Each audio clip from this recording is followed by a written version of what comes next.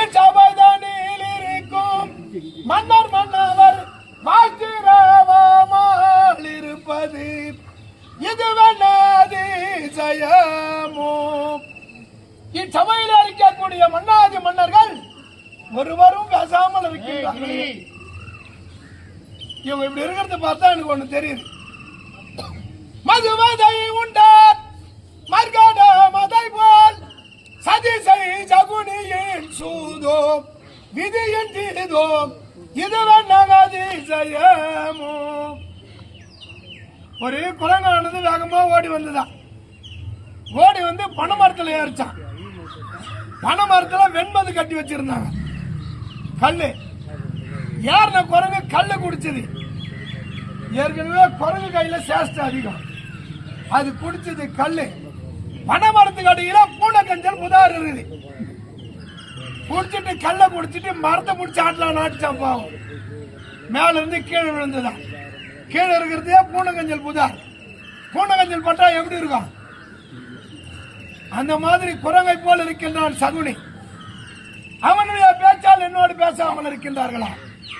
அல்லாது தம்பி என்னும் பல்லார் துர்சாதனின் கட்டோன் சமயன் வரிசை கர்ணன் தன் மமதையின் நெட்டோம் அம்புவில் குடல்களாலும் அரசதை தொட்டோன் ஐவர் தூதன் வந்தான் என்றதினால் பயப்பட்டோம் இதுவன் அதிசயமோ. இவங்க 100 பேர். அதுல ஒருத்தர் சாமர்த்தியமானவன் துர்ச்சாதனன்.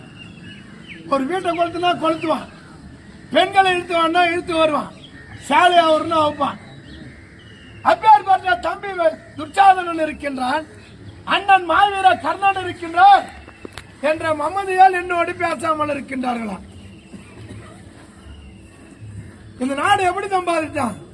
பகடையாடிய இந்த பாறைகளின் ததாலியன் பாண்டவரை சபலன் பசங்கள் என்றாலேன் அக கொண்டுமே துரியன் அனைவருக்கும் ஒரு காலியன் ஆகினை செய்திட்டானோ அதியோதி மதியாலே.